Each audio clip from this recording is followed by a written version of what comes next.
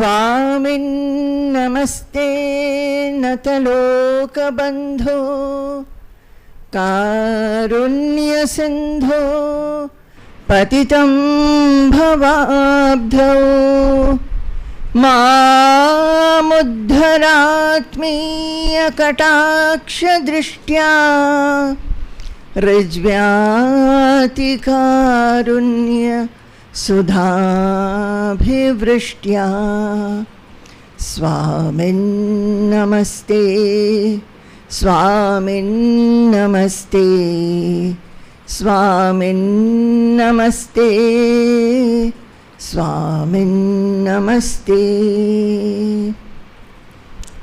Drishtanto naiva drishtaha Tribhuvan Jathare Sadguru Jnanadatuhu Sparshaschet Tatra Kalpyaha Sanayati Yadaho Swarnatamashmasaram Nasparshatvam Tathapi Shrita Charana Yuge Sadguru Sviya Shishye Sviyam Samyam Vidhatte Bhavati Nirupamaha Tena Valaukikopi Sviyam Samyam Vidhatte Bhavati Nirupamaha Tena Valaukikopi.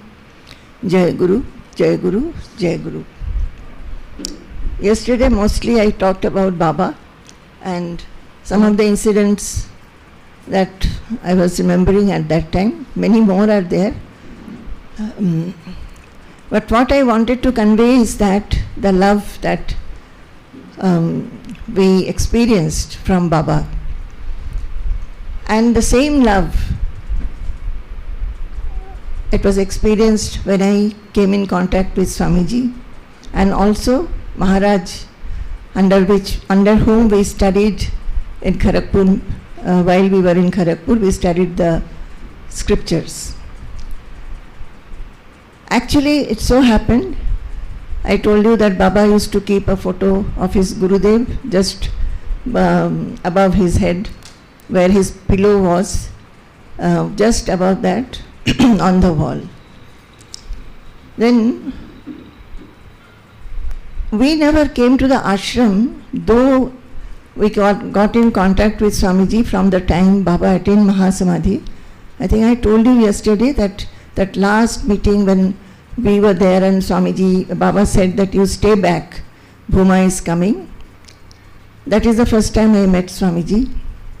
And that is the time when Baba told Swamiji to take care of our spiritual journey. That Baba had told Swamiji like that, we didn't know. But Swamiji asked me to write to him every 15 days. And I used to write to him every 15 days about how my mind is and what I thought. Whatever was in my mind, I will write. And those days, Swamiji was freer. So within 7 days, his reply would come. A typed letter would come. And he would, I think that is the first time I was exposed to various things of the scriptures. He explained what is Dandvatita state, what is Gunatita state, what one has to do when the mind is having negative tendencies, all those things. Very detailed, elaborate letters he would send me. So, but we had not visited the ashram. Meanwhile, in Kharagpur, one Maharaj, actually, he was working there in Kharagpur IIT. He was, I think, administration, he was the administrative officer or so. And he was very spiritual, he had not married. And because his mother had said that, please don't take up sannyasa before I shed my body, he had waited till the mother left. And after that, he went to Kailash Ashram and took up sannyasa.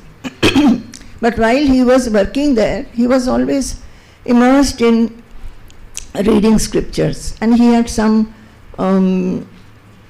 friends and who were also like-minded, so they used to come and he would explain to them all the scriptures. After he took up sannyasa, he was staying in Rishikesh and Uttarkashi, and during winter season he used to come down because it was very cold there, and he would come down and stay with one of the old acquaintances, and during that time he used to take classes. So he was a sannyasi at that time, so people started taking diksha from him, so he had few disciples, but he was very, very strict and a strong sannyasi. He would not allow anybody to think of any other thing while he is teaching, and even in their lives he would want all his students to realize their self as fast as possible. So he will constantly hammer and hit us with his comments and criticisms and analysis where we are drifting from what we are learning. He would say that you are learning this in the classes and you are doing exactly the opposite while you are in the word. So naturally, because he used to give harsh comments, he didn't have many followers. So people would not be able to bear all his comments. When we went for his darshan, after some time he told us that you seem to be very interested, so you can come to my class provided you attend every class. You cannot come few days and then go away, then come again. It cannot be like that. So we were very interested. We started going. I wrote to Swamiji that such and such class is available. Shall we join? So Swamiji wholeheartedly told us that yes, you read the scriptures from him. So he took with us the Taittiriya Upanishad, Kathopanishad, Patanjali Yoga Sutram, Yoga Vasishta Ramayanam partly, and in between other Upanishads, wherever references would come, he will go to other Upanishads, Mandukya Karika. Many of the Upanishads we learned from him. And later on, when we had left and come, actually we were very good students in his class. So he used to like us very much. So in his class, initially he used to stay with the head of the Department of the Computer Science in IIT Kharagpur in their house. They were his disciples, the husband and wife. They had 2 small children. And few other disciples were there. Then all of them together rented a house which they used to call ashram, and he used to stay there. One gentleman was there who was working in IIT, but he was a brahmachari, that is, he was not married, and he used to look after him, staying with him. And all the classes used to be held at that time there.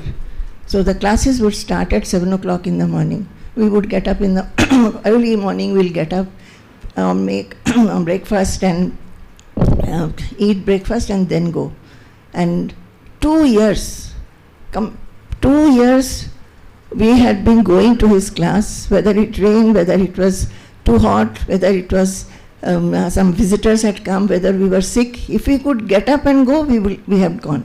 And generally, since we were very interested, he used to like us also. So there we found that he used to sit on a bed. We had always seen him sitting, and there was a small table on his bed, and he will be always reading, and either reading or writing. And we had to follow the same book. It was like a class. We had to follow the same book. He will tell us that, see, these words are very important, circle these words. So we have to circle, we have to underline. Then he will give us notes sometimes. He used to tell us, I think the study, how the Shastra should be studied, with what intensity and sincerity we achieved from him. He would say that you should study in such a manner as if you are going to teach, or as if you are going to sit for an exam. So he was like that.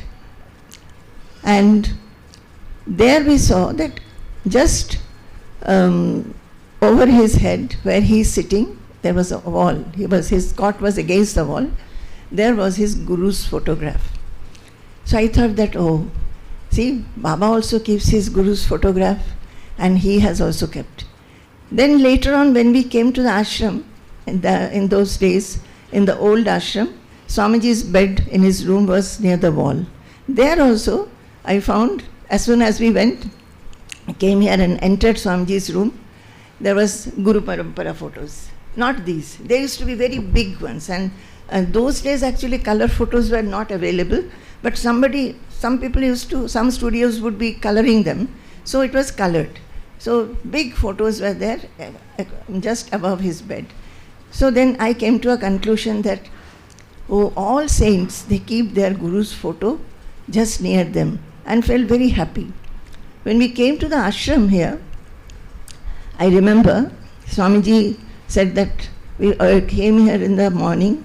The train used to come in the morning. Actually, no direct trains were not there. We had to change in Chennai and then come. So early morning trains. Then we took bath and came and did pranam. After breakfast, Swamiji said, "Come, I will show you the ashram." The ashram was very small at that time, but Swamiji was so happily showing us around, showing everything. Here, this is that, everything he showed. And then many things about Baba he started telling us.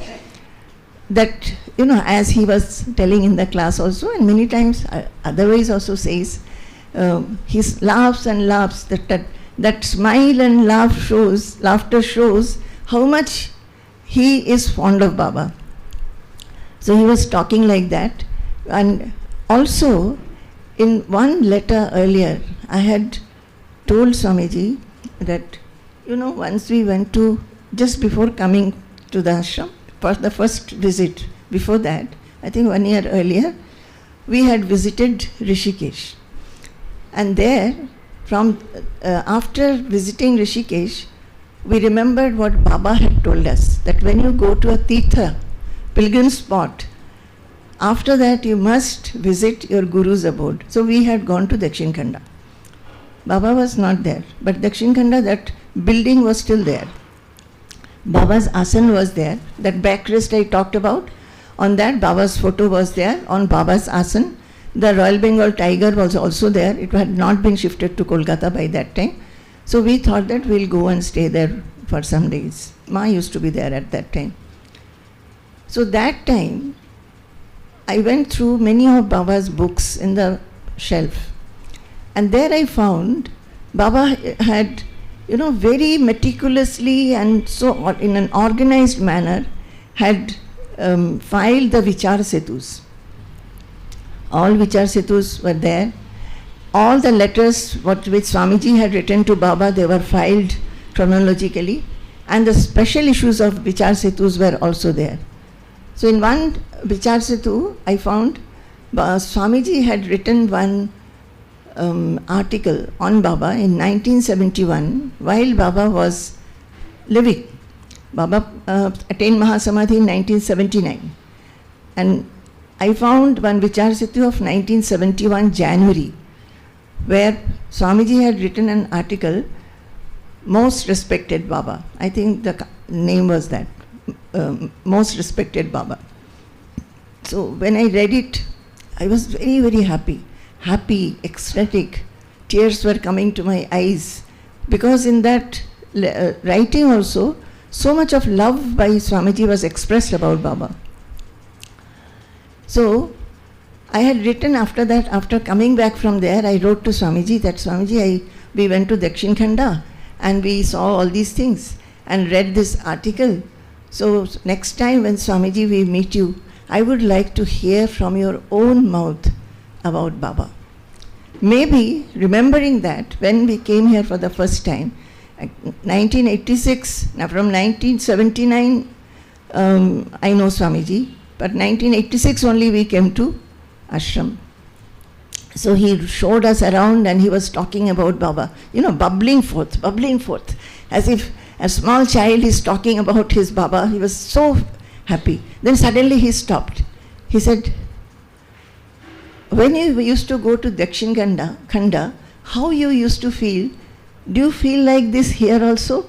Like a small child he was asking, because he was feeling that Baba is no more there. In Dakshin Khanda, whatever feelings we had, we used to feel happy and so peaceful or so full of joy.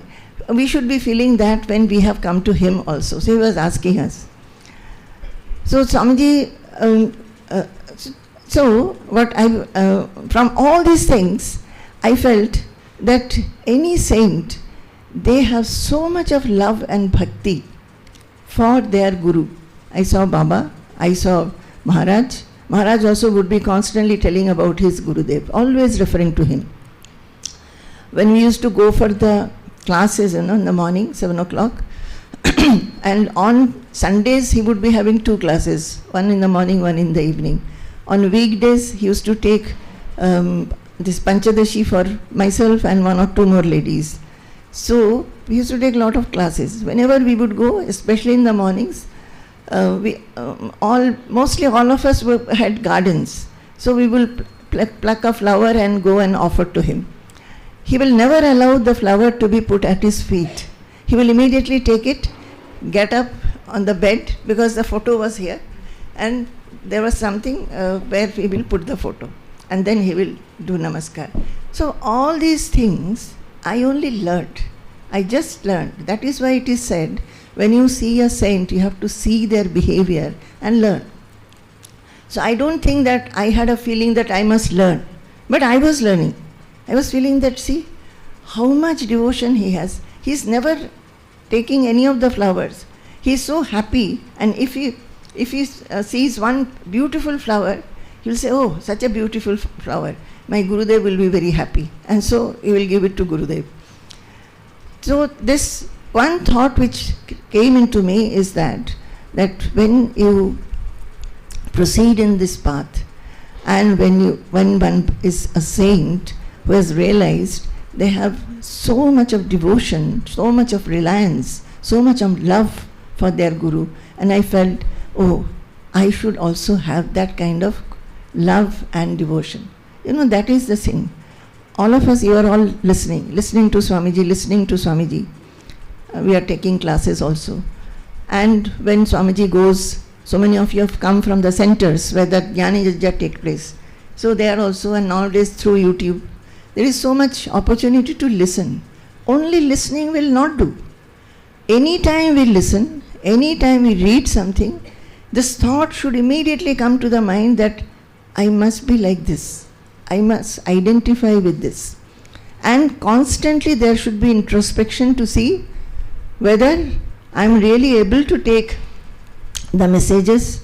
Am I really able to be like that? What is hindering me? What is my obstacle? Why there is an obstacle? Why I am not able to remove the obstacle?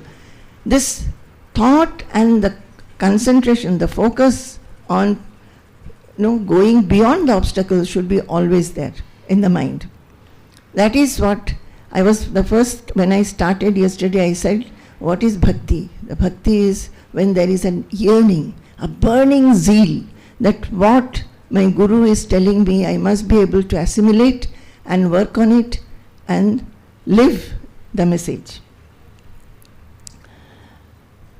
So this I thought that it was like that. So from Maharaj, Maharaj was so much concerned, I would say. Sometimes we used to feel that he gives a lot of pressure to his students, because all householders, how can they be like, they are not renunciates. So they have a lot of work in the house. Sometimes they are not able to come. So if somebody someday would not come, the next day gone, he will be so commented upon so much, the poor thing will be sitting like this.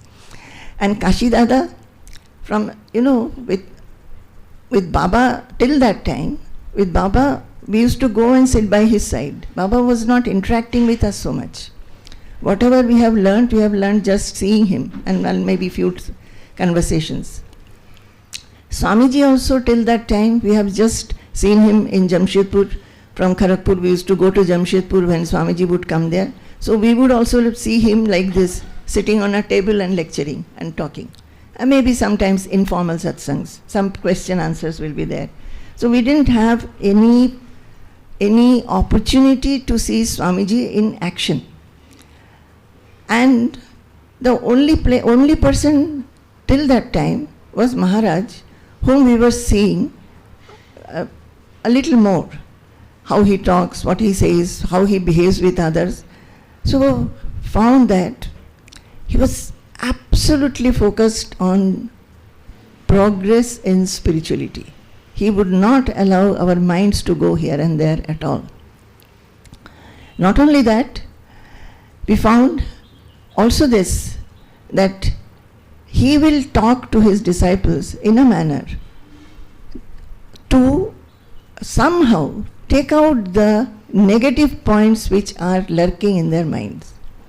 So, this Kashi Dada, he was a very nice person, much elder to us at that time. So he would get up at 3 o'clock in the morning, make all arrangements for Maharaj to take bath, heating water and all that, serve him. Then Maharaj will also sit for meditation or whatever he would like to do, cook breakfast for him. Then Kashi Dada would go to the institute, IIT.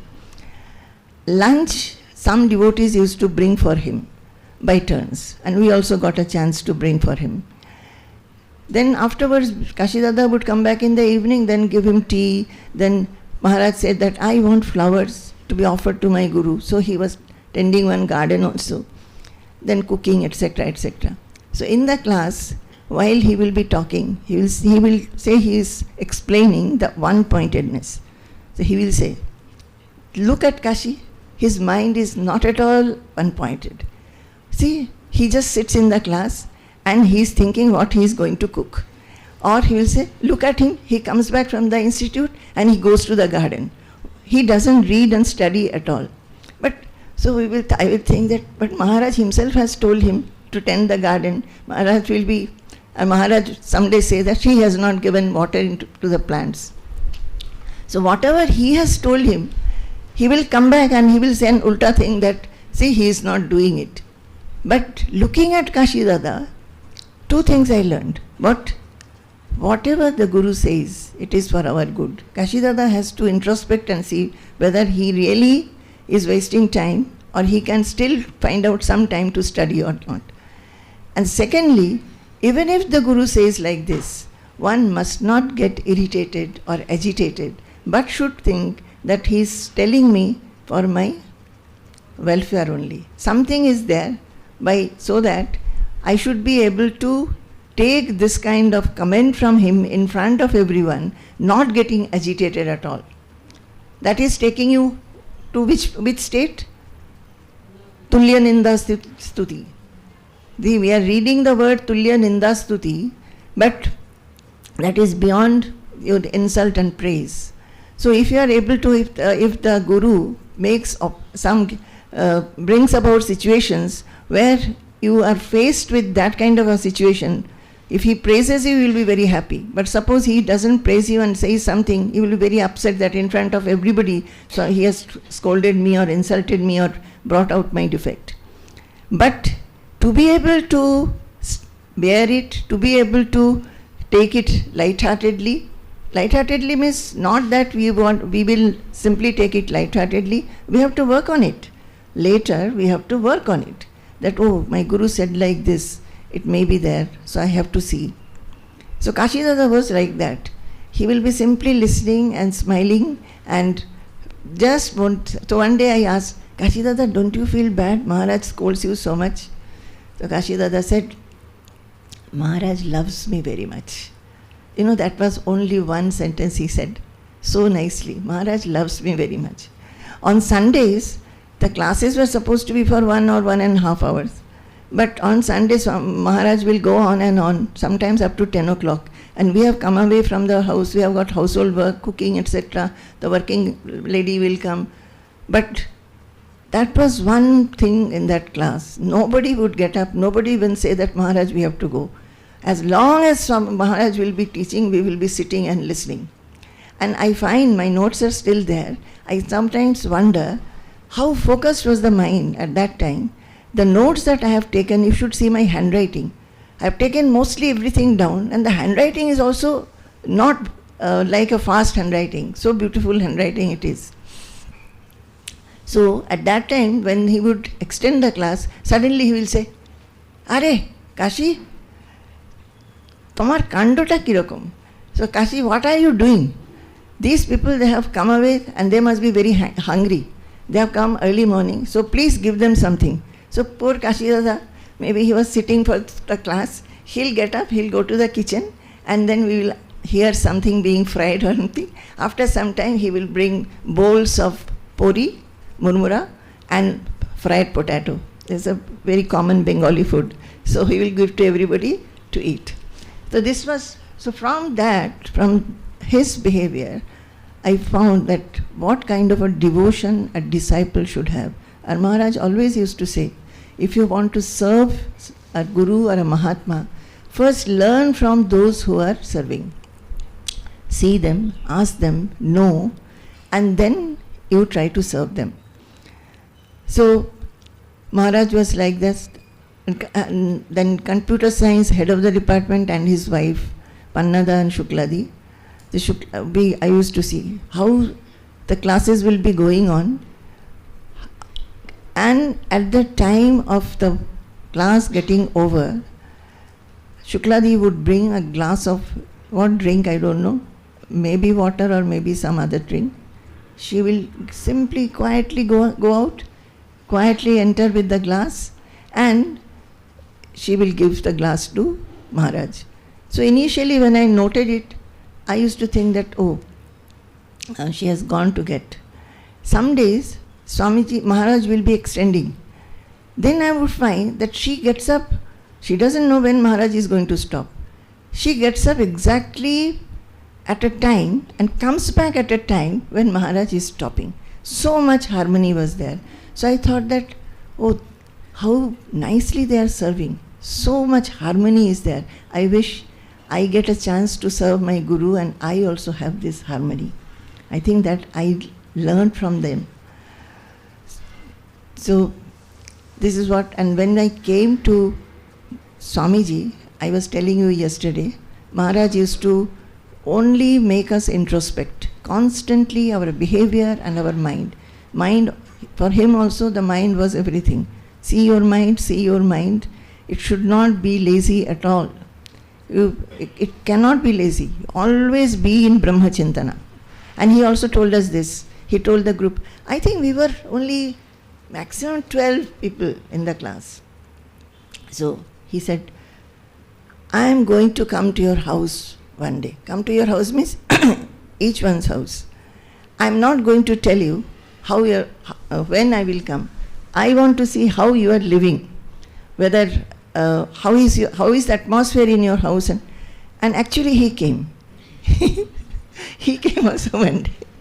He came one day, but we got a good certificate that you are living just like in an ashram. So we were very happy. And when we came to Swamiji, we learned, yesterday I told you, he is so active. It was so different from Baba and Maharaj. Swamiji was storehouse of scriptures that from his lectures we knew. But when we came here, that was another thing. Till that time, I had seen Swamiji only sitting on a chair and giving lectures. Whether it was Jamshedpur or sometimes in Delhi. But when we came here, we understood that he is very active. He goes into the garden, he just folds his dhoti, he takes his towel and just simply goes taking his umbrella. It was not like this now. Now if he goes, 2 people or 3 people, if they are there, sometimes there is nobody of course here. So people will be running behind him. Some taking his chappal, some taking his stick, some taking his umbrella, some taking his goggles. It was not like that. He was younger and he would go himself. So he'll go there, he will talk with the workers, he will sit with Kuttanashari. In Kuttanashari said the Asharim is carpenter. The carpenter had a shed just here at the corner. Corner means inside. So the Kuttanashari will be working and Swamiji will be sitting and talking squattingly. Swamiji will be talking to him. Sometimes, discussing with him about some construction, maybe the measurements of the doors and windows only. Or how they come to the conclusion, how they come to the exact conclusion of many of the carpentry work. He was very interested. So that was a very great interest and great change that I found. So, but when we joined, right in the beginning, one day, Swamiji said, I want to tell you 2 things. There is a way to live in this world without getting bound. he said. There is a way to live in this world without getting bound. And I think that is what we have been constantly watching in him. Another thing which he told us while we were coming, when we decided to join, for a long time, maybe 1 year, we were telling Swamiji we want to leave. See, our vairagya increased so much, studying the scriptures and going to Maharaj's class. Spirituality, inclination to spirituality was there, but it had to happen. The vairagya increased, and we thought that we cannot stay in the household anymore. So we were told Swamiji. Swamiji said, no, you are in a very good profession, you are teaching, so not now. And it is a very hard life. So wait till you are unable to stay in the household. So 1 year passed, and again the talk came, and this time we came and stayed in the ashram for a long stay. And then Swamiji would say only, I think both of you should come and be here. This only he used to say. I think you should come and stay here. He was never saying, come. He was never saying. Then that was in January. We went back in January, and in February was the Jamshedpur Jnana Yajna. So Jamshedpur Jnana Yajna, Swamiji was to be hosted in Tiwariji's house. And we wrote to Swamiji that on your way, please stay with us for one night. So in Kharagpur. Now those days, sometimes I think, how were we communicating at that time? I mean, sending one letter, getting a reply, takes so much time. And here now we just cannot think about it. We are constantly mobile, WhatsApp, this, that, we are immediately getting in touch. So Swamiji agreed. And now the question was, how will Swamiji come to our house? So Nutun Swamiji said, Swamiji had to stay in Calcutta in somebody's house, one Dr. Prasad's house. So now we did not know Dr. Prasad's address. So Nutun Swamiji said how to bring Swamiji from Kolkata to Kharagpur. So what he did, he went to the airport. He went 1 day earlier, and there was only one flight. There used to be only one flight from Chennai to Kolkata. So he went to the airport, and naturally he met Swamiji.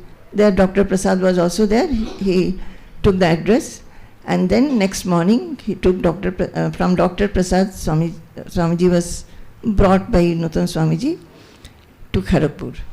And last moment we felt, my goodness, Kharagpur is, though it's an educational institute, and it was the first IIT of the country, very simple life there. You won't see any car except for the director's car. Our Vinod is a Kharagpur IIT alumni. He has studied there.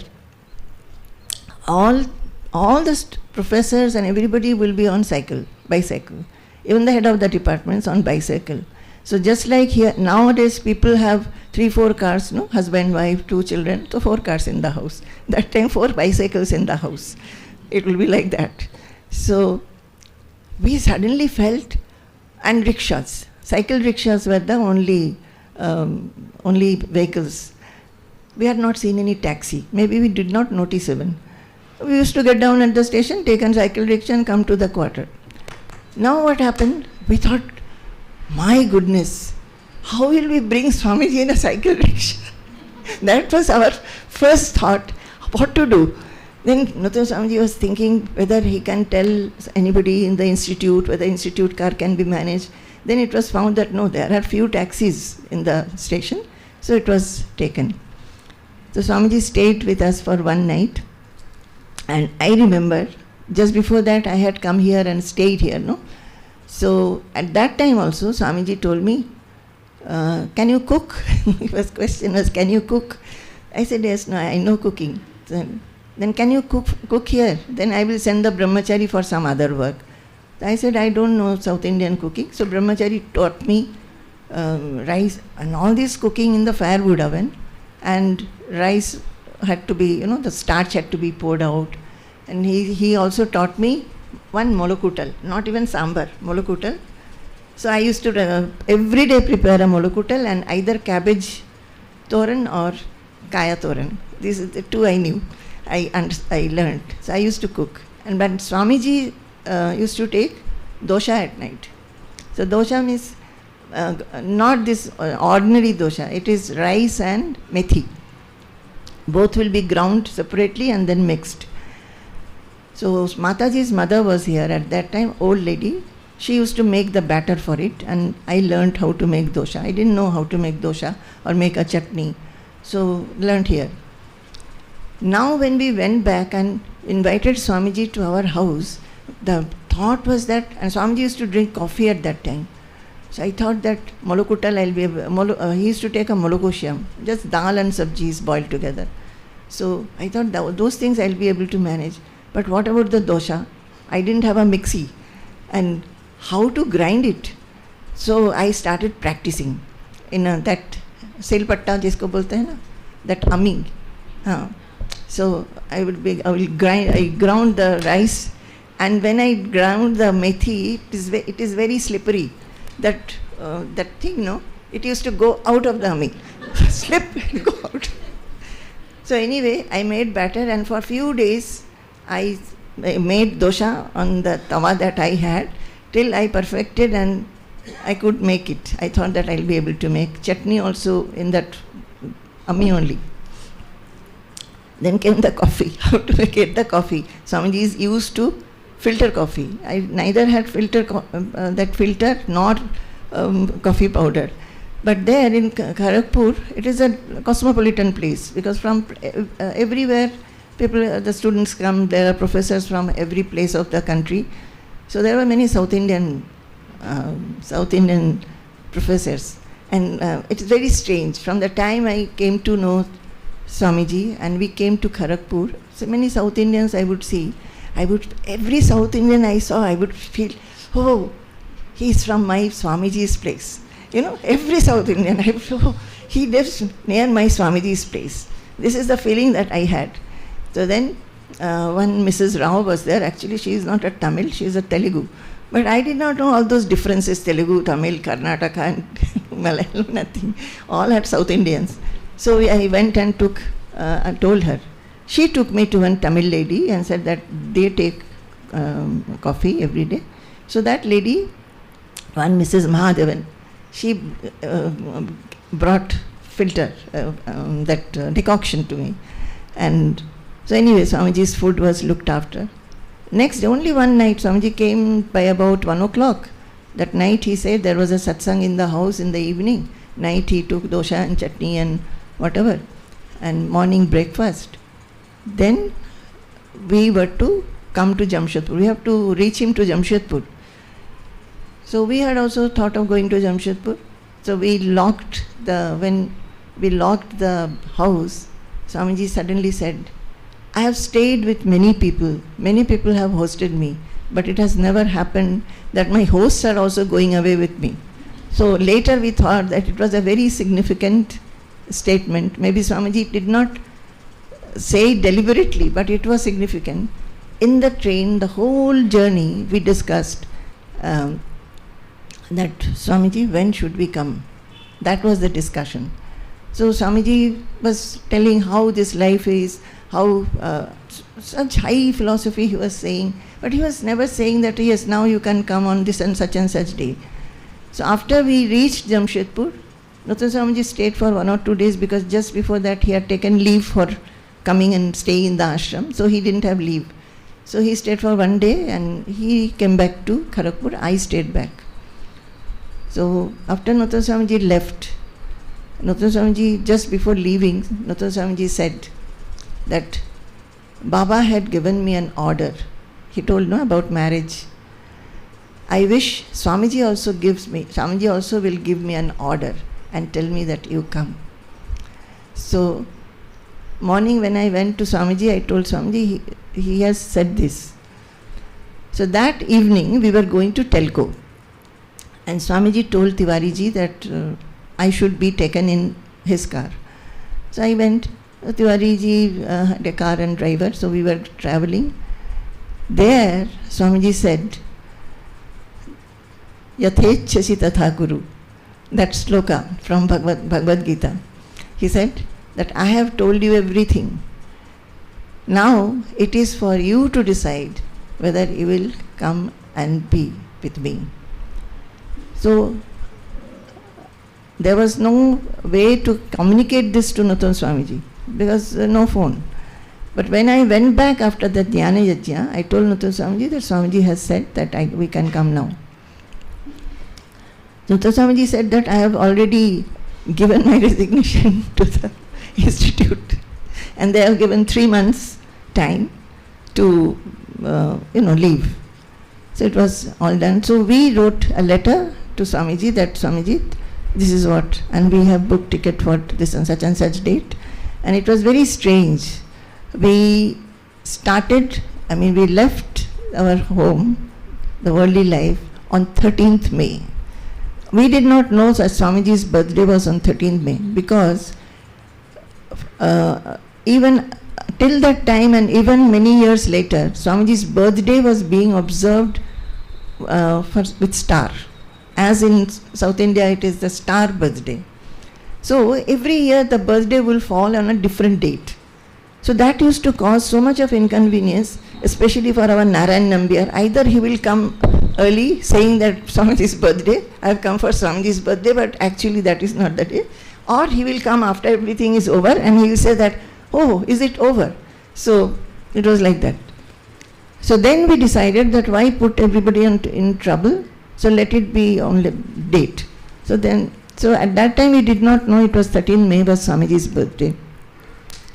So we had left on that day. And after we wrote to Swamiji, Swamiji sent a letter, very small letter, few lines. And in that letter he wrote, come cheerfully. Now the burden is mine. We'll share the joys and sorrows of life together. I will teach you how to remain afloat in this life. What is that?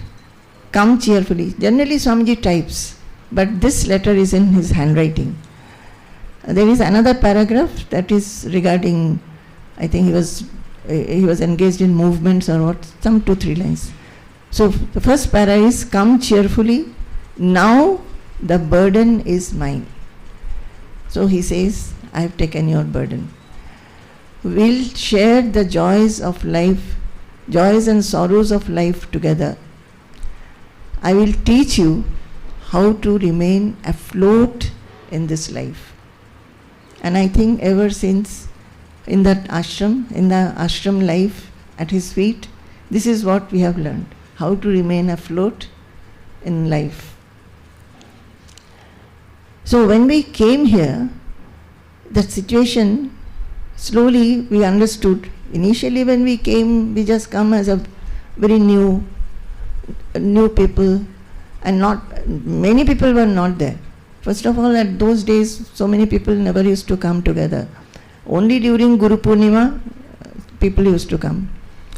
Also, because Swamiji got involved in this movements, many of the devotees, like the Delhi devotees, and I don't know, Jamshedpur, what was the reaction? Mostly the Delhi devotees, they simply abandoned Swamiji. They were not coming to ashram. They got very annoyed with Swamiji. That why Swamiji is taking so much of risk and going out and doing all these movements. But we came in the midst of that. So when we came, he was very busy with all these things, and slowly we understood that there is nobody to look after the ashram. Ashram is simply lordless. Mataji was sick and Swamiji was busy with all these things. So the workers were, they were doing whatever they liked. And workers were also not so many as now. There was one coconut gardener, and this Kumari was there, Vanaja was there, Omana was not there. One more lady, Kumari's mother, was there. But during this rainy season, many workers used to be called, specially for manuring the coconuts. So there will be a lot of workers that time. So they will be taking away some, garden products, some of them without telling. All those things were happening and we started noticing them. So anyway, Swamiji slowly understood that we can look after. So we were also looking after. So the workers became very much against us. We did not know language, but without knowing language, to run them, to make them do work was very difficult. So all those things. And at that time, there were some people staying here also. Some paid persons were staying, means employees used to stay because there was nobody. The Vichar Setu was being published from a press here. Even now it is published from that press. But those were the days of galley proof, Every time you have to go take the edited papers, they will set it again, they will keep it sent back again. Again you have to do the corrections, again send back. So somebody is necessary always to go to and fro, to the press, from the press to here. So one boy used to be always here. So anyway, there was a lot of adverse situation here, and people started thinking they have never seen us. We have come, I told you that we came very late. I mean, late means not our contact with Swamiji was very old, but we came quite many years later. So they was used to think that who are these people who are becoming, who are managing everything. Some thought that we are managers also. There was one driver, he asked Nutan Swamiji how much he is getting, what salary he is getting. So it was, and Swamiji was simply, oblivious of these things. He has not even, told people that they are my Baba's disciples, that they have come, we have discussed. It's nothing about us. But as I was telling that the learning that took place was only with him, being with him. Swamiji told me that when you have come here, now, first he told me, see now you have come to Vaikuntha.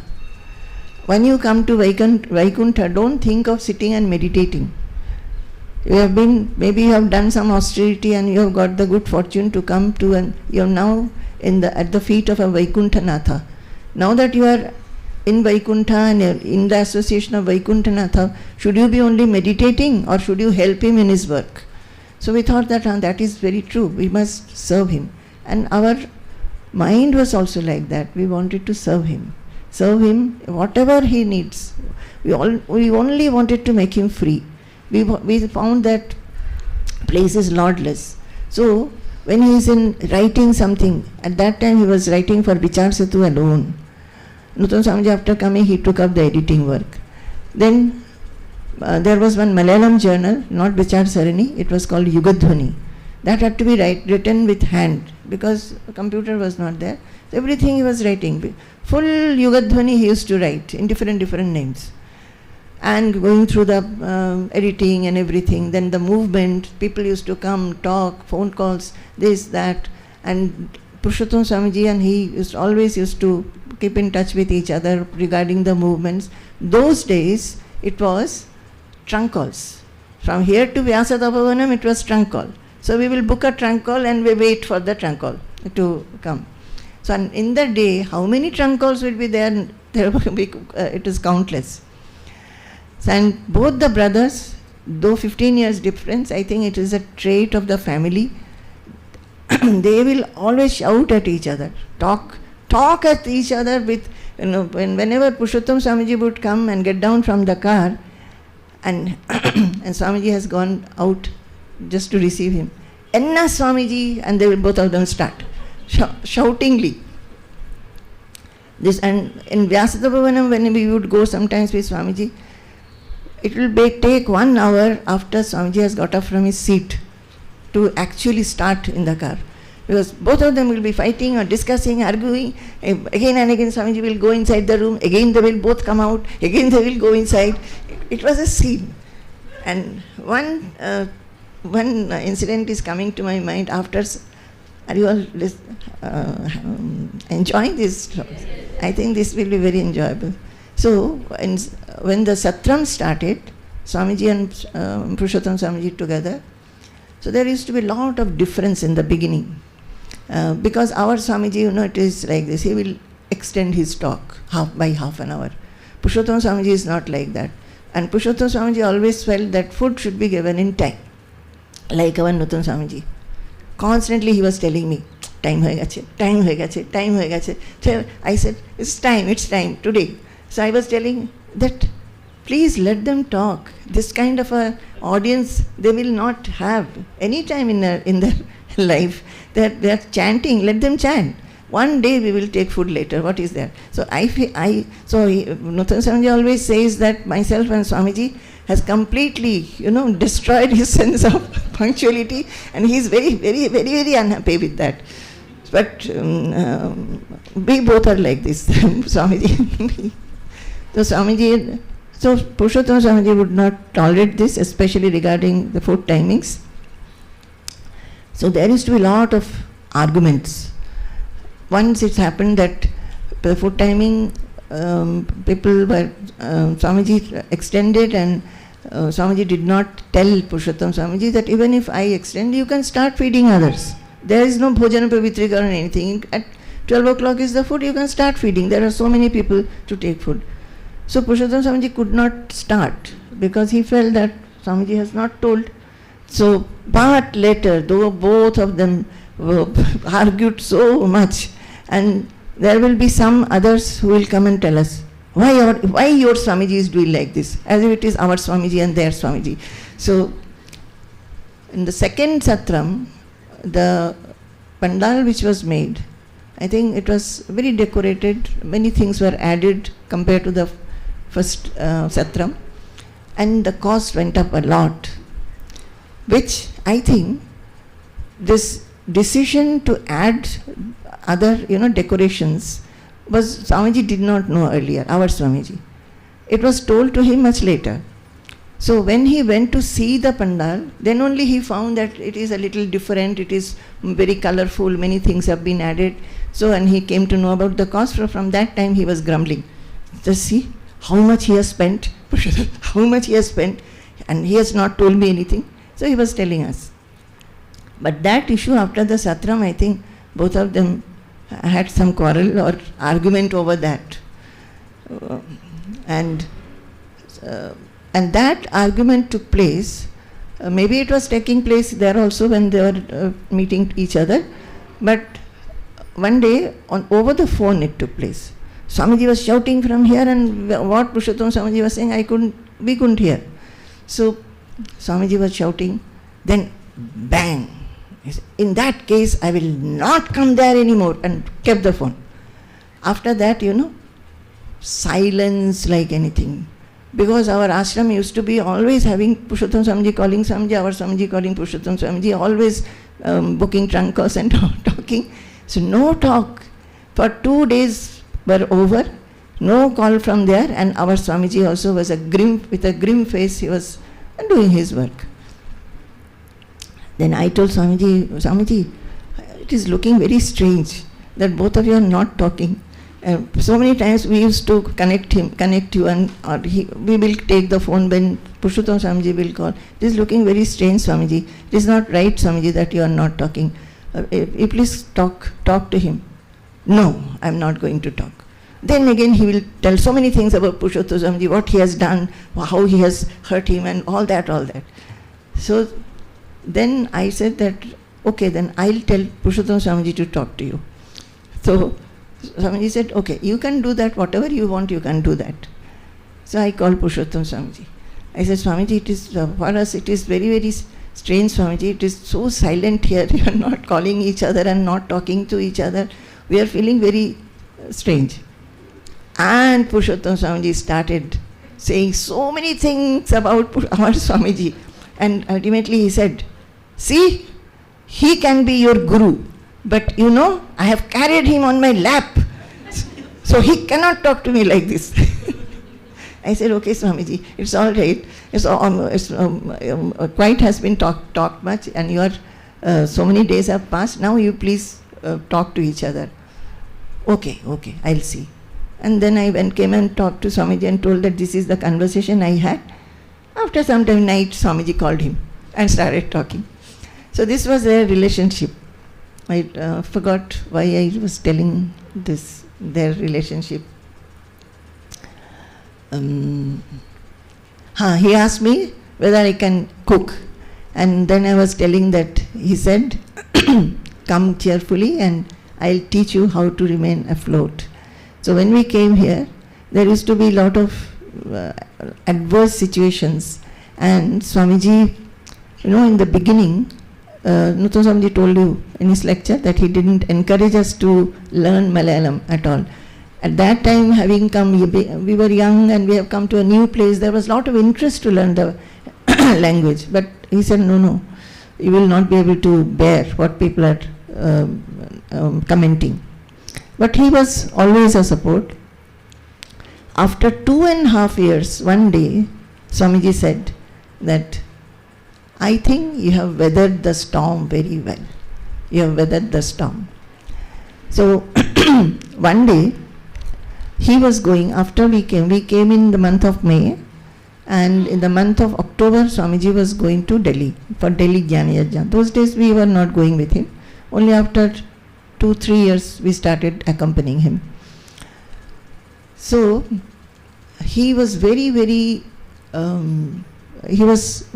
anxious how we will be here, not knowing the language and who will support us, how we will talk to the workers.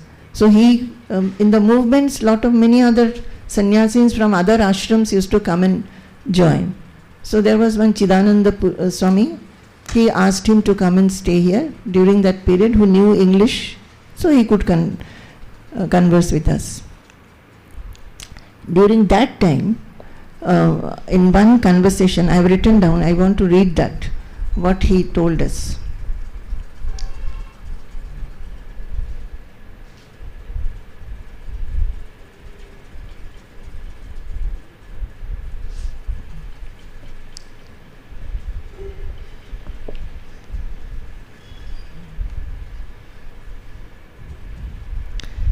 Today, this is written 12th October 1987. Today, Swamiji has left for Delhi. He will return after 3 weeks in the first week of November. Just before leaving, Swamiji told us, I think you will have to bear everything for my sake. His words touched somewhere deep in my heart. Eyes became full with tears. For my sake.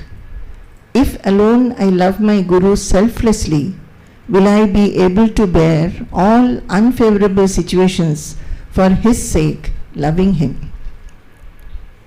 I am reading this. Who is writing this? I, as a renunciate, who has left the house and come here to be at the feet of the Guru. How do you relate it to yourself? So whatever you are listening, you must relate it to yourself, your present conditions. You are all in the household, except for the renunciates who are here and some who are staying for long periods. So, how do you relate it?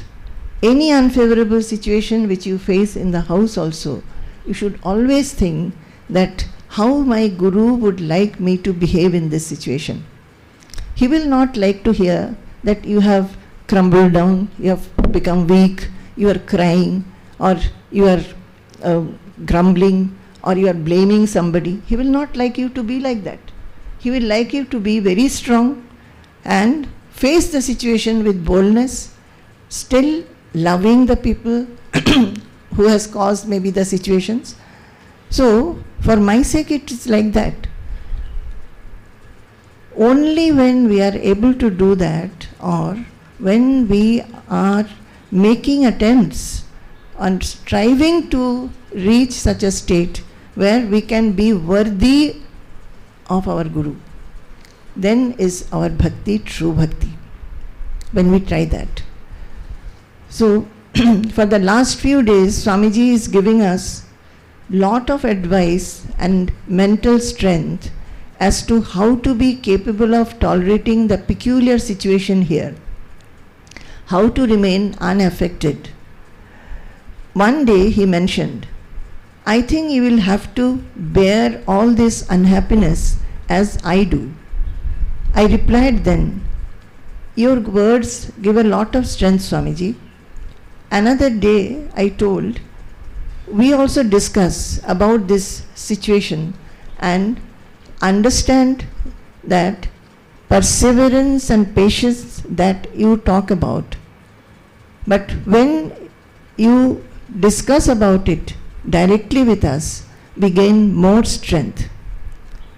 Yesterday, while taking his dinner, Swamiji said, I can tell you about my mental attitude. I never blame anybody. This is my nature. Even if somebody has criticized me or has done some mischief, I just cannot blame them. I can tell only this: in any situation, instead of pointing at somebody else, one must point and look into oneself. I'll read this again. I can tell you about my mental attitude. I never blame anybody. This is my nature. Even if somebody has criticized me or has done some mischief, I just cannot blame them. I can tell only this: in any situation, instead of pointing at somebody else, one must point and look into oneself. Instead of thinking why the other person has behaved like this, one must introspect on what he should do or how he himself should have behaved in this situation.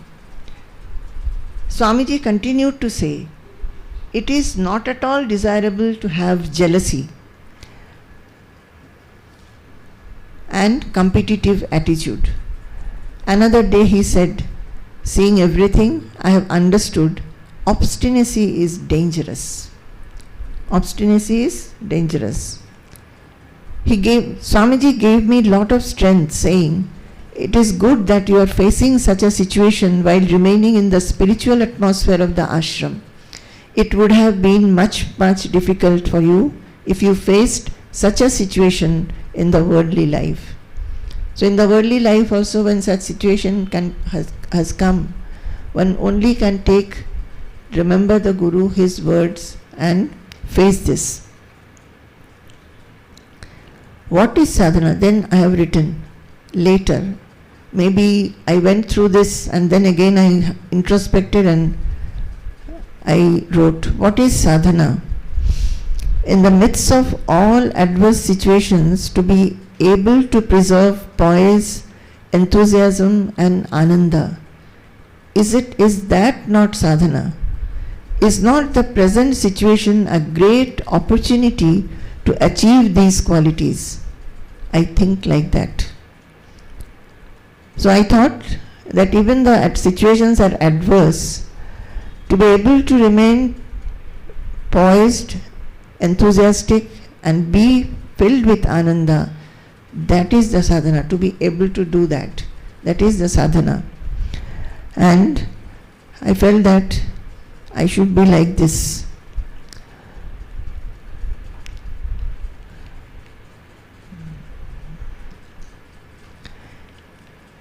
After 1 month after we came, Swamiji, every night there used to be satsang. Those days it would be after dinner satsang.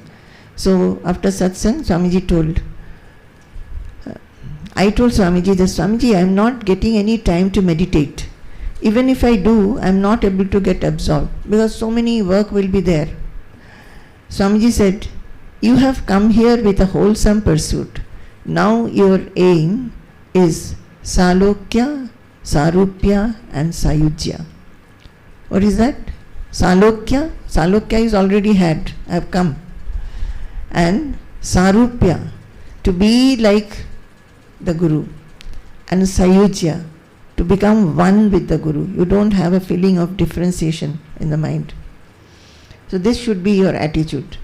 So he said that you simply be here and do whatever is necessary. But all these adverse situations were there. So naturally, there will be a lot of, situations which maybe I have not faced any time in my life. So I would discuss about this and there won't be any time to sit and do meditation or read something. Swamiji was very busy with all these movements. So he didn't have much time to take night satsangs. There was no classes at that time. So all that he would be sitting for night satsang, and any time he wrote anything, immediately he will call wherever we are and we have to come and listen to him. So that used to put us into a lot of difficulty when many people were there. He will suddenly catch them. Maybe we have made tea and coffee ready in the Annakshetra, and suddenly Swamiji had caught them and asked them to listen to what he has written. So then the tea and coffee is getting cold. So slowly, there was no time for this is for that time. Only the lunch time was fixed. It was 11 o'clock. At that time it was 11 o'clock. So night satsangs, there, since the movements was there, the chief organizer, one Janatan, he used to come and stay here for long durations, and he would be writing reports and all that. They will be discussing many of the strategies and all that. So night satsang sometimes will not take place. We'll sit very expectantly that Swamiji will say something, but he is busy, and that too in Malayalam, which you are not understanding. Slowly, then after Janatan has taken leave and gone to his room, Swamiji would say, take your Bhagavad Gita. So Bhagavad Gita, he had taught us 5th chapter and 6th chapter, and in that he used to feel sleepy, so he'll get up and start walking and teaching us. He will not say that I am feeling sleepy, but he will teach, sometimes quite late at night. So Swamiji was saying that day, 1:30 it will become sometime. That because he is feeling like teaching. Then at one time we felt that we could not torture him so much. Because of our eagerness to learn, he used to take up that class. So we said that Swamiji, it's okay, we will learn ourselves. After 7 years of our coming here, classes started, when we started taking Upanishads in the morning. So when this happened, I remember today Swamiji was chanting so many slokas and telling you, have you ever tried this? And I have tried this.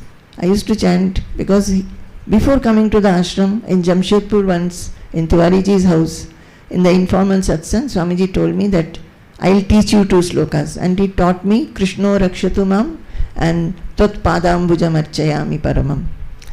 And I started learning slokas from that time, got lot of joy. I will record it myself and listen whether I have chanted properly or not, like that. And that time, because Swamiji wanted, I had left my job also, so I was freer. So here, Swami, while talking and just discussing something or taking the Bhagavad Gita, when he would be referring to many other slokas, I used to feel lot of interest. But Swamiji would never allow us to write it down. Even references he will not allow us. I would say, Swamiji, from where is this? And he would say, just listen. And he will not. And then sometimes I will not be able to catch the first 2 words to ask him later, and that later time will never come. But whatever he has just said like this, and I have been able to write down, sometime or other I will try to find out from Swamiji's bookshelf. I will go through the books, I will be sitting during, after lunch, I would be sitting there and going through the books. Many things I did not understand. Many, Yoga Vasishta Ramayana and other things, reading the slokas was difficult, and what I read also was difficult for me at that time. But there was a lot of interest to, see these books and go through these books. So many of the slokas I found out. So I would chant like this sloka, from Bhagavad Gita. It was very, very suitable at that time because the situation was so adverse here. Na prahishyet priyam prapya no dvijet prapya cha priyam. I used to chant it again and again. That is, don't be happy when something good has happened, and when something apriya, something which is not likable has happened, don't become too sorrowful also. So this one line would be I would chant. So one day, and along with all this, because that was the time we have done sadhana in Kharagpur, and our mind was so much eager to have the realization. So I would constantly ask Swamiji, why I am not getting realization? Please tell me what I have to do, what I have to do. So much of domestic work I am doing, but what thought I must keep in my mind so that I can realize God or realize the self. Please tell me what should be my thought in the mind. My mind is free and it is going here and there. So Swamiji would reply. There are some writings are there on that also. But because I used to question like this, Swamiji sometimes would say that you have to do nothing. I did not understand what it means do nothing. I thought, he said, don't read, don't do manana, don't chant even.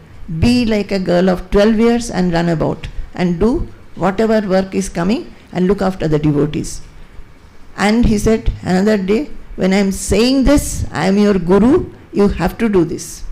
Otherwise, why do you come to me saying that I am your guru? So I used to get hurt a little bit. Why he is talking to me? I am asking that I want realization and he is talking to me so roughly and not with any kind of sympathy. But later I understood, maybe much later, that by doing nothing, actually he is meaning that akartritva state, non-doer state. And to reach to that non-doer state is not easy. I did not understand that. It was how it can be done, how to go about, and what are the steps, that nothing was known. But the fact that he was saying doing nothing, he said do nothing. So whenever the mind would start traveling here and there, though in an ashram, maybe regarding ashram work only, mind will be either agitated or will be complaintful or will be, in the future, maybe the Guru Purnima is coming, what all we will do, all those things will make the mind disturbed. But what is to be done to bring the mind back? That do nothing word will be haunting me, that I've gone away from that do nothing state. I've gone away from that self-seatedness. So there, one day, Swamiji called me and told, come. And Swamiji was chanting this sloka. Today he chanted that.